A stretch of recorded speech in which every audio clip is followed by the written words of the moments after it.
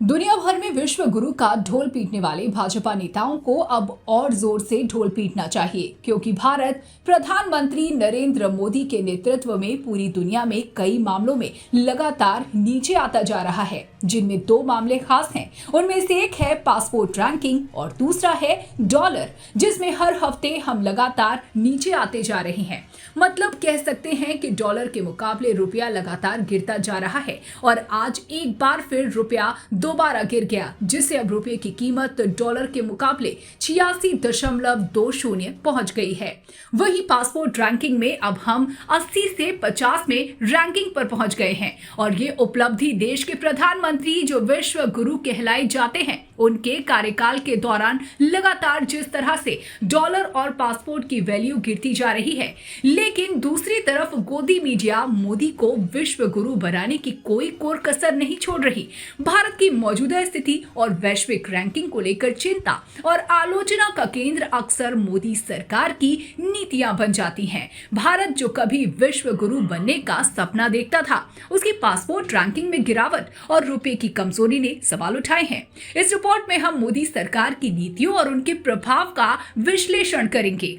भारत की passport ranking जो किसी देश की वैश्विक साख और नागरिकों की यात्रा स्वतंत्रता को दर्शाती है। इस रिपोर्ट ने इस बार भारत के हर एक नागरिक को चौंका दिया है। हेनले पासपोर्ट इंडेक्स के अनुसार भारतीय पासपोर्ट धारकों को बिना वीजा की यात्रा की सुविधा सीमित है। मोदी सरकार ने अंतर्राष्ट्रीय मंचों पर भारत को विश्व गुरु के रूप में पेश करने का प्रयास किया है, लेकिन वास्तविकता में ये दिखता है कि कूटनीति के मोर्चे पर ठोस प्रगति की कमी रही है। आर्थिक और कूटनीतिक असफलता के चलते कई पड़ोसी देशों जैसे पाकिस्तान और बांग्लादेश की पासपोर्ट रैंकिंग में सुधार देखा गया है, जबकि भारत पीछे रह गया। सरकार का ध्यान अधिकतर आंतरिक राजनीति और ध्रुवीकरण वाले मुद्दों पर रहा, जबकि विदेश नीति की दिशा स्पष्ट नहीं रही। विवादित कानून और उनकी छवि के कारण ही, जैसे कि नागरिकता संशोधन कानून और कश्मीर में अनुच्छेद 370 को हटाना, अंतर्राष्ट्रीय समुदाय में भारत की छवि को धक्का पहुंचाने वाले कदम माने गए। इससे भारत के साथ व्यापार और कूटनीतिक संबंधों में कमी देखी गई, जो पासपोर्ट रैंकिंग पर भी प्रभाव डालती है। भारतीय रुपए की ऐतिहासिक गिरावट मोदी सरकार की आर्थिक नीतियों का एक बड़ा नतीजा है। डॉलर के मुकाबले रुपया बार बार कमजोर हुआ है, जो सीधे तौर पर सरकार की आर्थिक नीति और वैश्विक निवेशकों के भरोसे को दर्शाता है। विनिमय दर की गिरावट के जो सबसे बड़े कारण हैं, उन्हें आज हम आपके सामने खुलकर रखेंगे, जो गोदी मीडिया आपको नहीं दिखाएगा। पहला और महत्वपूर्ण कारण है विदेशी निवेश में गिरावट।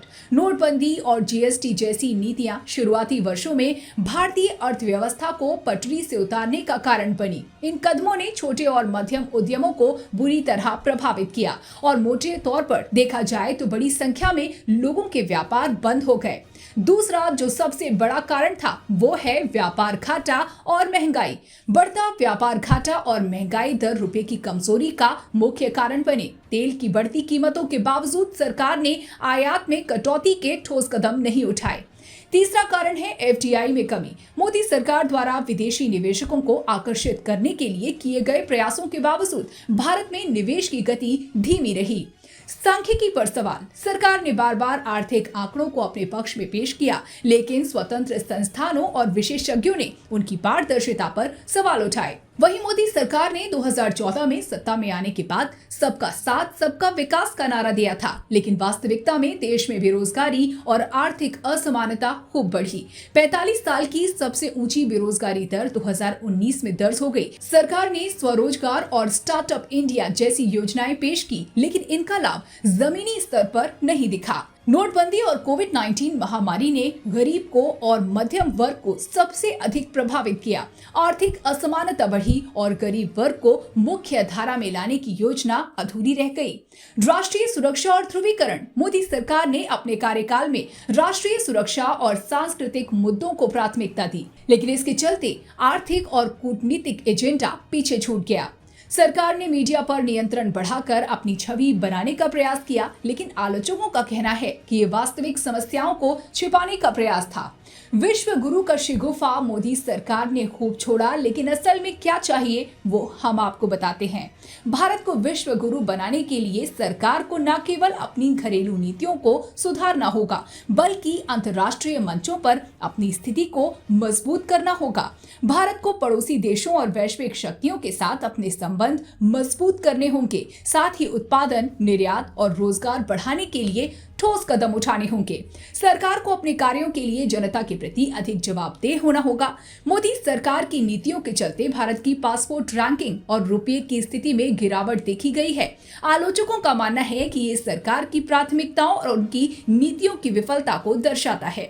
यदि सरकार इन चुनौतियों से निपटने के लिए ठोस कदम नहीं उठाती है तो भारत के विश्व गुरु बनने का सपना केवल एक नारा बनकर रह जाएगा।